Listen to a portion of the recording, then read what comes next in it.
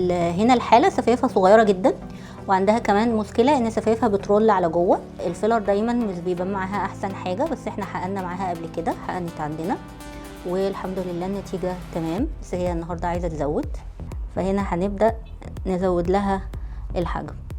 هنا بنحاول ندي حجم لللبس وفي نفس الوقت ما نخليهاش بارزة بوز البطة، فبنحاول ان احنا على قد ما نقدر نخليها مقلوبة.